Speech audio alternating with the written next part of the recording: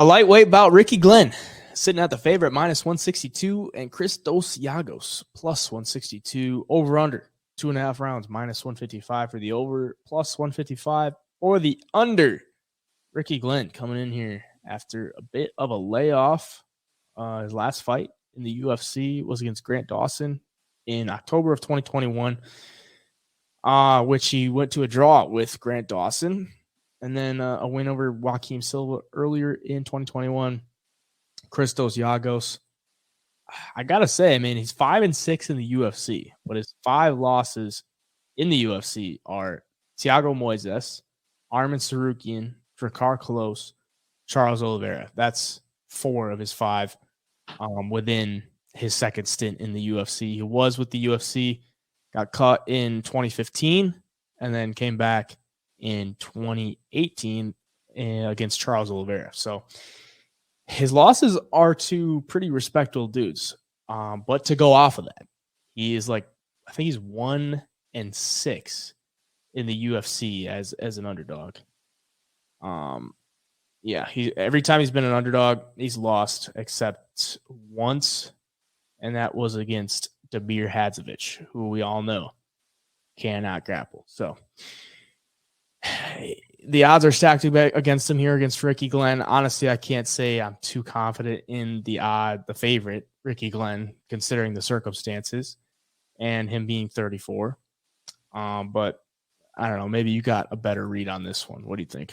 No, not really. Just that, I mean, you look at sorry, I went to the wrong page. Christos' record, you mentioned, all the losses he has against these guys like Charles Oliveira, Thiago Moises, and even Arman Sarukian, but the wins he has aren't really over guys that, have fared too well in the UFC. He's yet to beat that big name guy. I think he's got to wrestle in this fight, and if he can't, I don't think he's going to exactly fare too well in this one. It is kind of hard to get a read, though.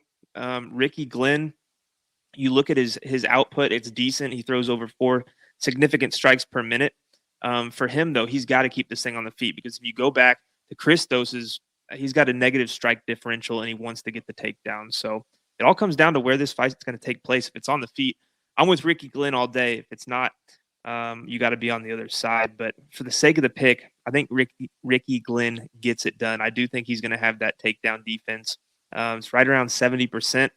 At this stage, I think it's going to be good enough to stuff some takedowns. And, give me Ricky Glenn on the feet. I don't think he gets the KO, but I think I'm going to call 29-28 on the judges' scorecard. I think maybe Christos has one round where he does have some success in the grappling, but other than that, I think it's all Ricky Glenn. Yeah, I think if Giagos wants to have a shot in this fight, he's got to go for the takedowns. Because watching him on the feet, he's not he leaves a lot of openings on the feet, and they have been exposed when he fights these high-level guys. So he got knocked out by Sarukian.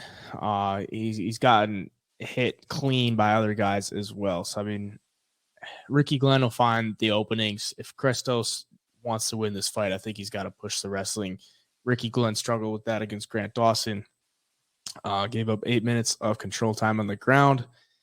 So it's if Giagos can get it to the ground, that's his chance. I'm gonna guess. Personally, I think it's dog or pass. I'm not getting behind Ricky Glenn at this price. Maybe I change my mind throughout the week, but as of now, I just can't go. I can't do it. So for the sake of the show, I'll take the dog. The one interesting thing is that there is nearly 65% of the money on Giagos at plus 150 right now. So the line's not. It looks like there's been some big bets come in on him, though. Only 24% of the bets are on him, and 65% of the money. So it's kind of interesting. We'll see what happens with the line as the week goes on. I think it could get a little closer based off that alone. Yeah, one to keep your eye on. Smaller cage too. So yeah.